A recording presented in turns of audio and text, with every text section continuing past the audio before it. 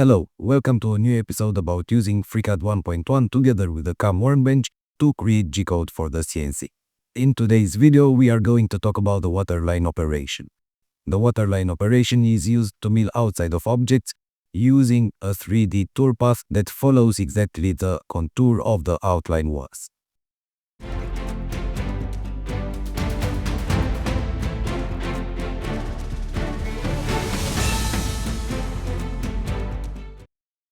Before moving on, I want to thank everybody that's supporting me, be it here on YouTube or on my Patreon page, where you can also view all the videos without any interruptions, without ads, or on my Ko-Fi page, where you can find all the macros that I use in my videos. You can download them for free or together with a small donation.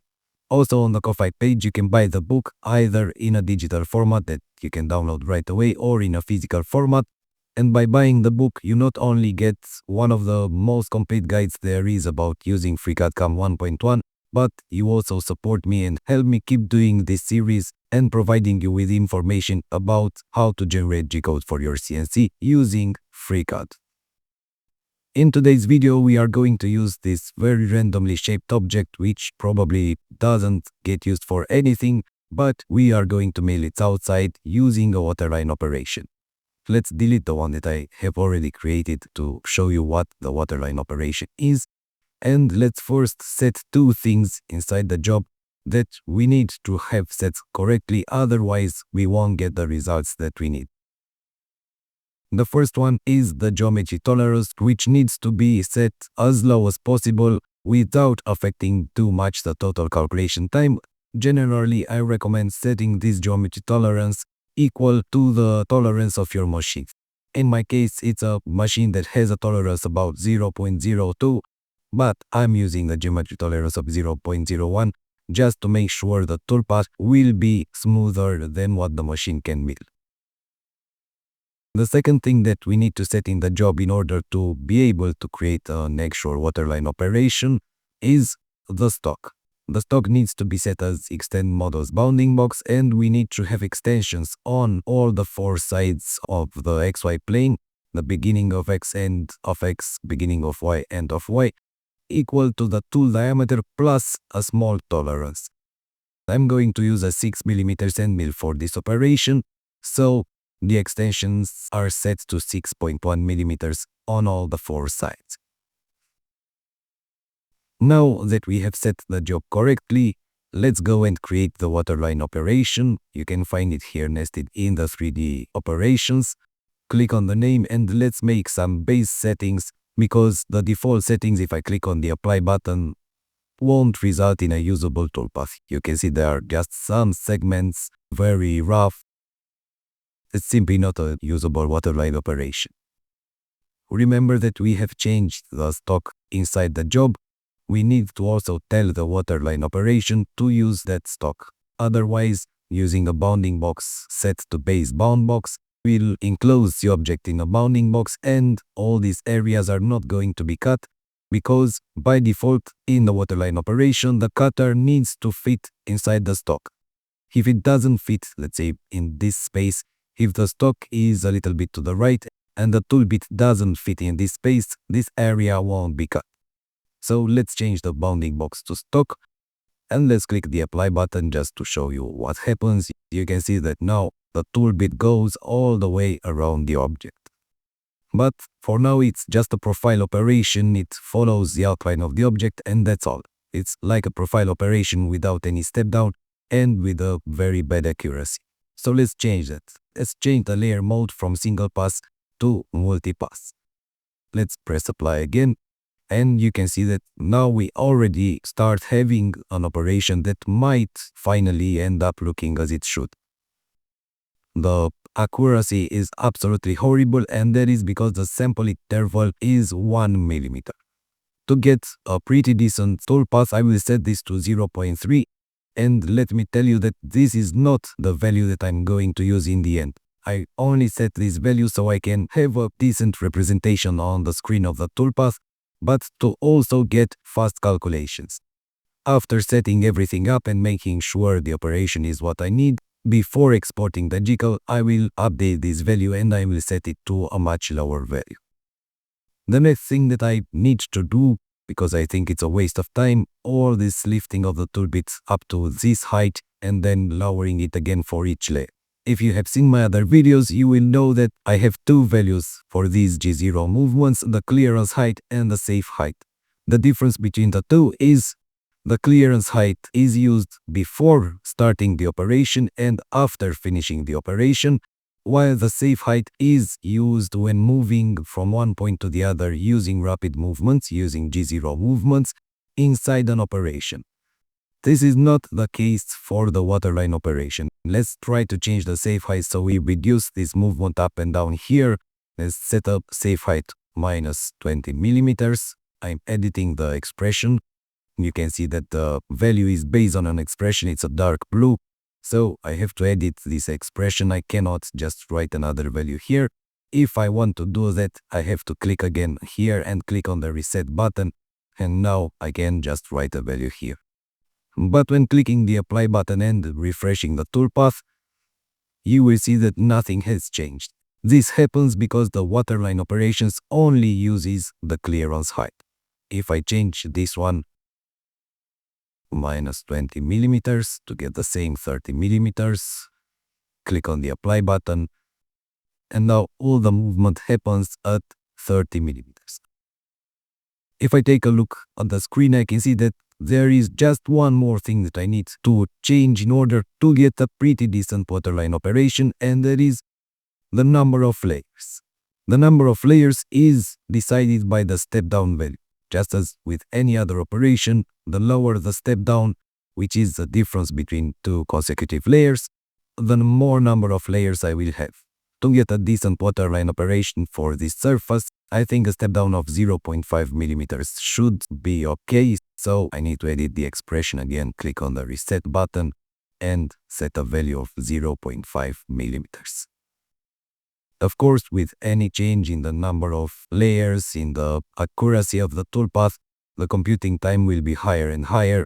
That is why I've set here a sample interval of 0.3, even though the toolpath still doesn't look as it should. Let's inspect the toolpath. Everything looks okay. I can close the waterline operation.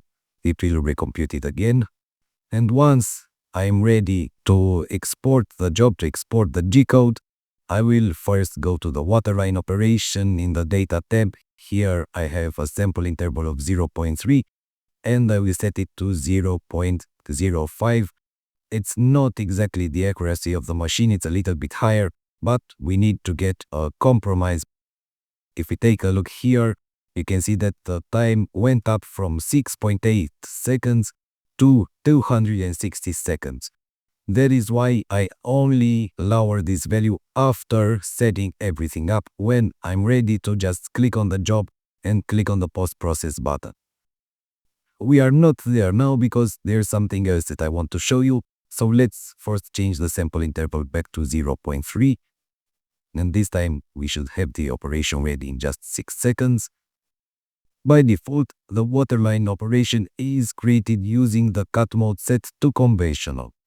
We don't have that available in the edit page of the waterline operation, but we have it here in the data tab under clearing options. We can change the cut mode from conventional to climb cut.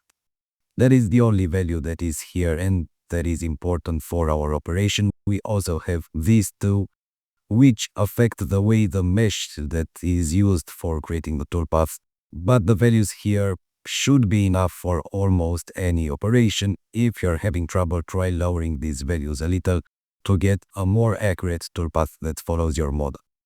In my opinion, the default values are just as good as they should be. The one value that really needs to be changed is the sample interval. I haven't talked about the base geometry of the waterline operation, and that is because it doesn't matter. It gets ignored even if I select any of the faces. The toolpath will still mill all the models inside the job. And in some situations, this might not be a good thing.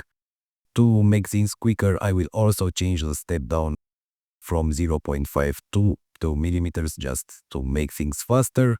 And now let's edit the job and add another object inside the base geometry of the job. Go to the General tab, go to Edit, and let's include this cup. It is positioned just like this. I now need to go to the Setup tab, wait a little bit for the operation to get recomputed because that's the way FreeCAD handles any change in the base of the job. So if I would have left the settings for the waterline operation with a very low sample interval, it meant that I should have waited at least 260 seconds for this recompute. You can see that the stock hasn't been refreshed, so I need to click on this button, close the job edit, and I should have a toolpath that follows both these objects. Refreshing the stock and closing the job edit did that, but I can see here I have a big problem. The two objects overlap, but the toolpath for cutting this object goes through this object and the toolpath for cutting this one goes through the randomly shaped object. You don't want that to happen. You need to move the objects to be separated, but what if you actually want to get this shape? You can either create a compound object in the part workbench, but sometimes you might not need that object except for this job. So why have another object inside the tree when you can do it like this? Let's delete this cone from here. And now with a model for this object, let's go here to the Data tab. In the Draft group, I have the Objects property. Click on the three little dots, and besides the body 004, the first object, I will click on the cone too. You can see that they are both highlighted. Click on the OK button. And now when I move the mouse away from the object, you can see that the two objects are now fused together. But the waterline operation is still wrong. That is because I need to right click on it and select Recompute Object.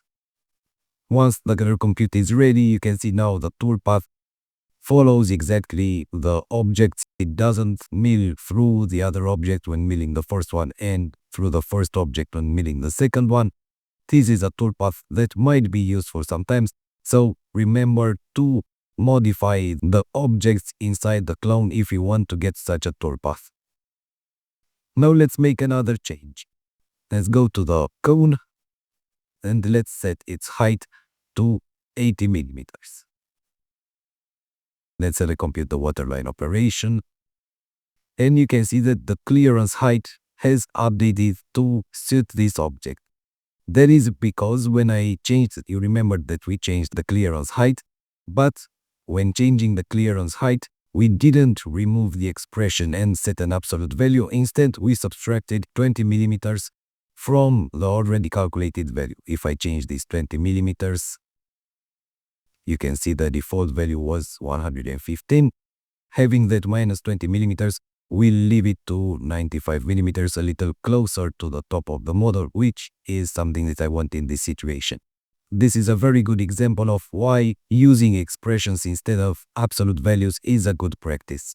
All that I need to do now is change the sample interval back to 0.05, wait a lot for the operation to properly compute, and then export the job.